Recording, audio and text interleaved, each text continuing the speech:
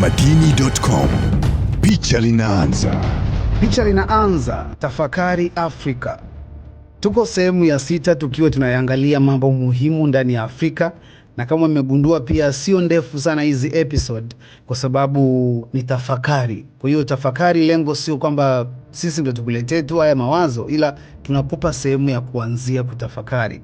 Najaribu kukupa sehemu ambayo ukisikiliza unaweza ukajua okay, kumbe kuna hizi nukta kadhaa kuhusiana na hiki kinachoendelea, alafu nione maoni yako kupitia kwenye comments kwamba nini ambacho unafikiria. So asante kwa wote ambao mna comment kupitia akaunti yetu ya YouTube, na leo tupo na yule mkali wa hizi kazi, Razzy Mtamaduni, tukiwa tunaitazama BRICS na nafasi ya Afrika kwenye future ya pesa.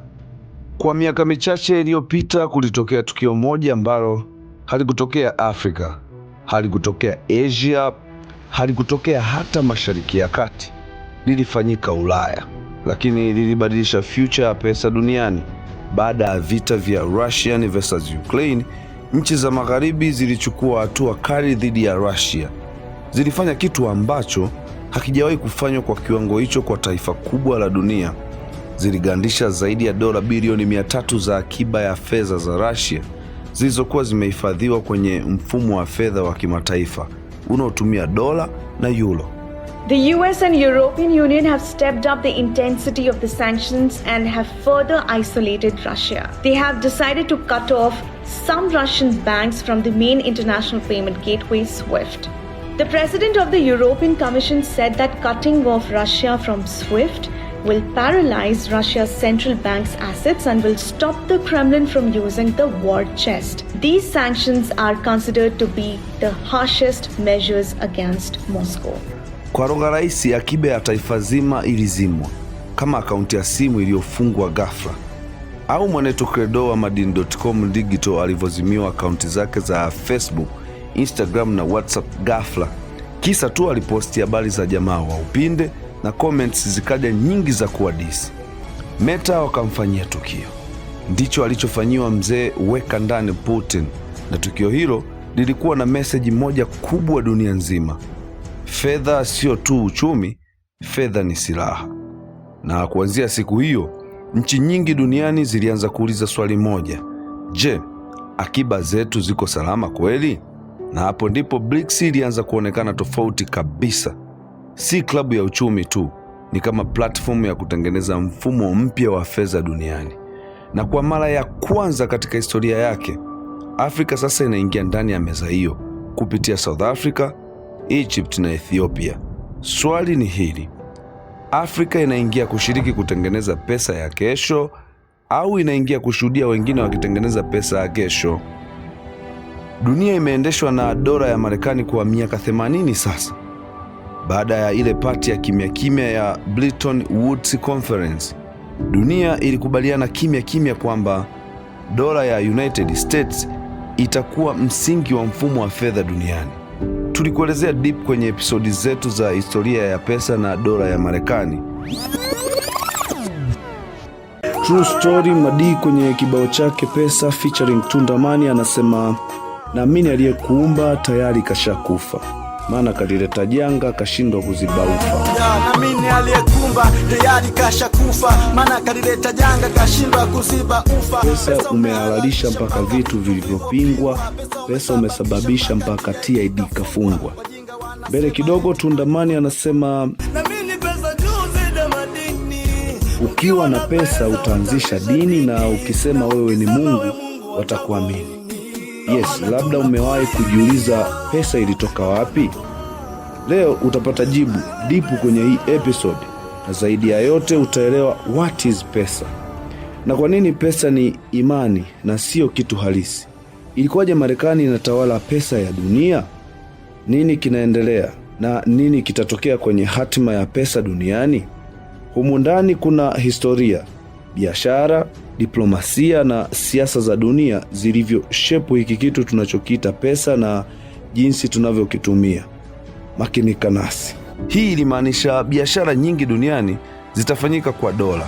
Akiba za mataifa zitahifadhiwa kwa dola, mafuta yatauzwa kwa dola, madeni yatapimwa kwa dola, na kwa miaka karibu 80 mfumo huo umefanya kazi.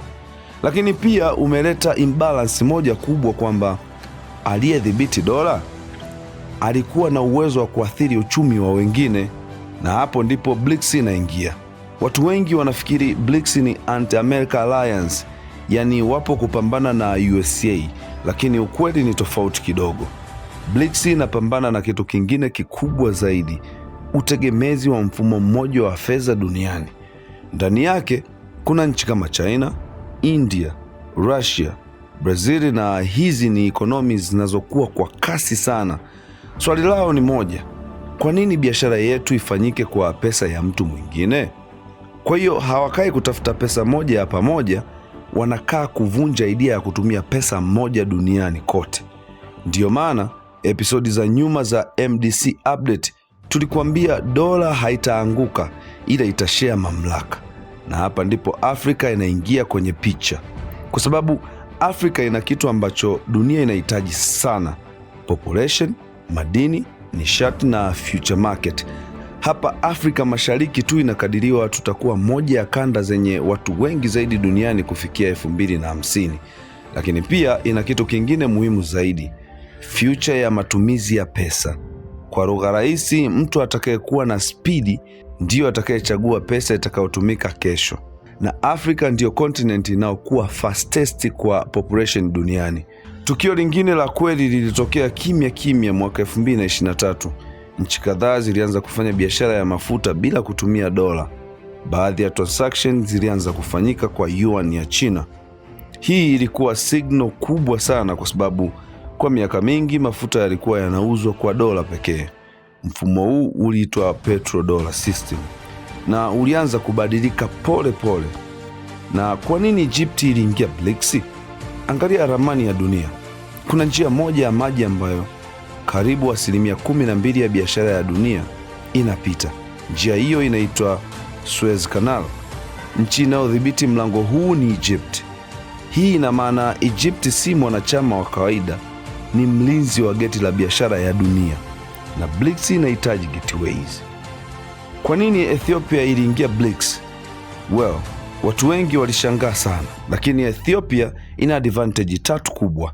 Population kubwa, yani wana watu milioni 135.5, na pili, location. Hapa panaitwa pembe ya Afrika, Horn of Africa, na pia makao makuu ya African Union. Kwa lugha ya geopolitics, Ethiopia ni diplomatic capital ya Afrika. Kuhusu South Africa, ilikuwa tayari ndani ya mfumo kwa miaka mingi. South Africa ilikuwa sauti ya Afrika ndani ya BRICS, lakini sauti moja si nguvu. Sasa sauti tatu zinaanza kusikika, na hii inabadilisha negotiation power ya Afrika. Lakini tafakari kubwa nyingine ni hii: BRICS inaweza kuunda pesa mpya. Kuna discussion kubwa ndani ya BRICS kuhusu currency mpya, payment system mpya na kutrade bila dola. Lakini ukweli ni huu: kuunda pesa ya dunia si rahisi, kwa sababu pesa si karatasi. Pesa ni trust, pesa ni imani, na trust inachukua muda kujengwa. Afrika ina nafasi gani ndani ya future ya pesa? Hapa ndipo story inakuwa interesting zaidi, kwa sababu Afrika inaweza kufanya mambo matatu: moja, kuendelea kutumia dola kama zamani; pili, kuanza kutumia local currencies zaidi; au kuwa sehemu ya mfumo mpya wa BRICS. Na choice yoyote kati ya hizi tatu itabadilisha future ya uchumi wa Afrika. Tukio la kweli linalotokea sasa Afrika, nchi nyingi Afrika zimeanza kufanya biashara kwa local currencies. Baadhi ya trades zinafanyika bila dola, na hii ni hatua ndogo, lakini ni signal kubwa sana inaonyesha mfumo unaanza kubadilika polepole. Lakini kuna hatari pia, tusisahau. BRICS sio charity organization. Ndani yake kuna giants kama China ambayo ni ekonomi ya pili duniani. Kwa hiyo tafakari ni Afrika inaingiaje BRICS? Tunaingia kama washirika au wateja?